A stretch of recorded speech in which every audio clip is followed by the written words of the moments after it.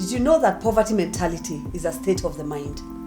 Did you know that poverty cannot be dealt with prayer, with fasting, or what we call church activities? Did you know that it is only you who can deal with poverty mentality?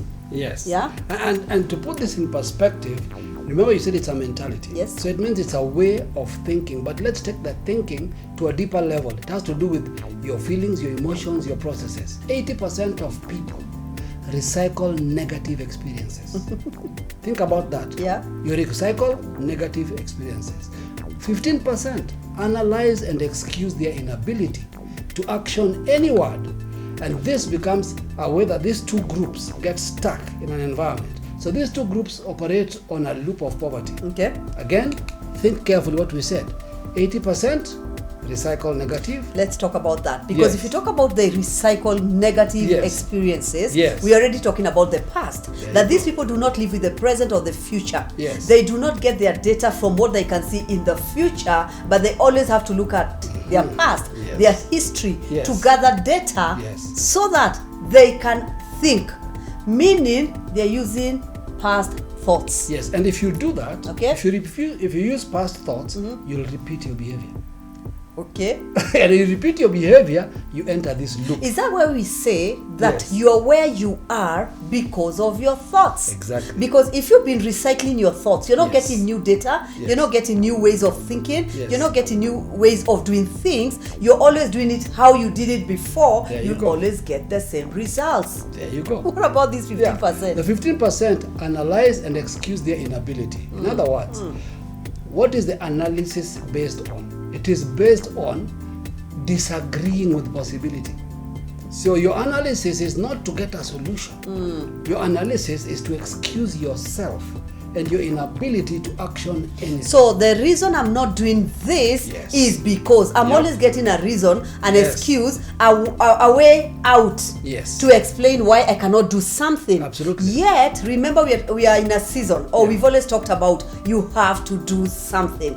Now, if you always excuse yourself, if you always look at your situation, analyze it, and then you decide, because of what I have seen, because of this and that, I'm not able to do. And you see what happens if you have that mentality. As you progress towards even taking an action, you already anticipate failure. So when failure shows up, it confirms your bias. And you decide, I said it cannot work. I mean, I told you guys this cannot work. And that is why we actually compound our beliefs. Because if I'm thinking negative and failure, and you're thinking negative and failure, we will attract each other. There's no way a failure can attract somebody who is always saying it can be done another way. Now, you said that 5% see opportunities everywhere. Let's talk about now, that. What happens, it means this. If you're not in that group, and have you just realized that if you look at the demographic of wealth, it's in the 5%. Which means that there's something about this 5% that is different from the 85. So these 5 see, when they see a challenge, they see the opportunity in it, their perspective. The other ones see in opportunity, they see challenge. Wait. The 5% see challenges as opportunities. The 80% see opportunities as a challenge. Give an example, please. So, for example, let's take Africa. Best example. Africa, most of us, if I ask you why you have not succeeded or why you're not taking the action, you'll have a list of challenges. If lack of water has stopped you, say you are a person who makes clay pots, something that needs water. So you've got soil, but you don't have water.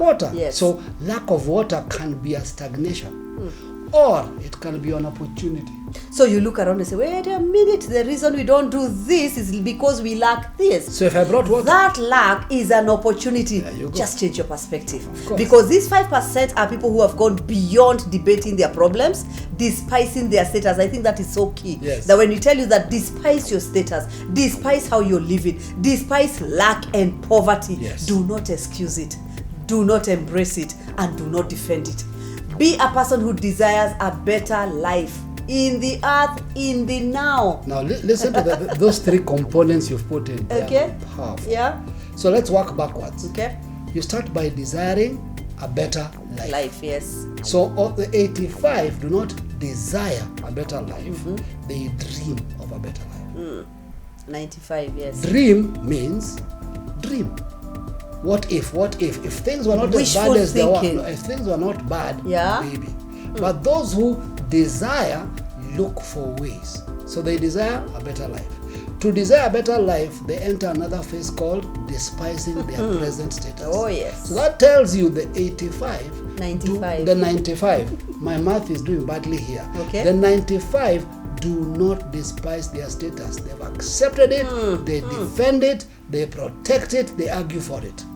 Can you imagine being in a state of lack and poverty? You cannot afford what you want. Yes. You cannot eat what you want, live where you want, take your kids to the schools that you want because of lack and poverty. But that status, you're not even seeing it as a problem. Exactly. You've accepted it. Exactly. Now, how many people could be watching this and you have accepted your status and you're looking at it and saying, you know what, this is me and I'm okay. Yeah. Wow. And so the difference is that one group says, where have you seen such thing ever done? Therefore, no point in attempting it because nobody has ever done it. Yes. The other group says, where have you seen such a thing? I will be the one to do it so you can see. I'll be the first one because there's always the that idea. one person who says, I refuse to accept status quo. Yes. I refuse to accept lack and poverty because that is what we're talking about today, Yes. breaking the poverty mentality. Exactly. Yeah. Now that tells you that the poverty mental state cannot be broken when you operate from the sense of logic. The logical realm has got no output for you to break out because logic actually has strengthened poverty. Poor people are very logical. They're not stupid. They're logical. Yes. They can tell you why something can't work and they can break it down all the way. That means they can give you a progressive way of why it can never work. They've collected the wrong data. So they're logical. So that state cannot be broken just by logical thinking because every time they try to think, they outthink themselves. And that is where most of the time people think, Yes. all I need to get out of this status is money. Nope. All I need is to work hard and Yes. get money. Yes. Yet it's not about money because we said poverty is a state of the mind. Yes. We need to deal with our mind. And that is why you're saying, unless you have spiritual input, Yes. you cannot break poverty Yes. that is held together by logic. Because let me tell you why. Assume you are given a lot more money Okay? with a poverty mentality. It will make you more afraid. It will make you more defensive. It will make you greedier. You'll shift from poor to hoarding. Because the mental state does not change because more money came. Wow, so we are simply saying you need to change your mind. There you go. I There you think go. you're saying that your current data is wrong. Yes. It is unusable. Yeah. And of course, if you say, let me rearrange my data, let me rearrange how I think, you have to get rid of the data you have. Exactly. And you cannot replace your data by speaking, by just praying, just by singing. You have to say, listen, I need new data. Yes. That's how I displace the data that I have. Exactly. That is wrong Yes. and unusable. Yes. And you see, when you think you can recycle logic, you're just creating another logical progression. Yes. But when you have spiritual input, it destroys logic. It does not reorganize it. It totally is in confrontation with logic.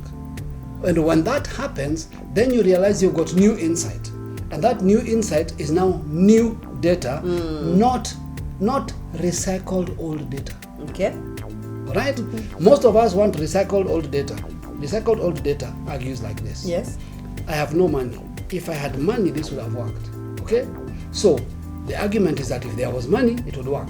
When money comes, now we have money, we don't want to lose it. Recycled data. Now you won't even grow anyhow because money didn't change you. The data here, we are saying the data is wrong. Yes. And that's why you're always told, gather knowledge. Yep. Get new data. See it differently. Yes. Perceive life differently. Because for you to get onto the journey of a wealth mentality, because it is a journey, Yep. to displace the old and Yes. have this new mentality, it is a journey. So you need to wake up. I mean, that's where you tell someone, Yeah. arise. Yes. That's the moment of arise. Exactly. You know? Exactly. And the way to arise, the way to make this shift is to understand that poverty cannot be gotten rid of just by you maintaining a set of mind or trying to think better or faster or more efficient. No. It has to be, you have to establish a new thinking, a new base of information. In other words, I have to start by believing, new mindset. Yes. Africa is not caste. Poverty is not permanent. This is not my status. This is not my reality. I was not born to be poor. Exactly. And that is why we call this thinking unusual.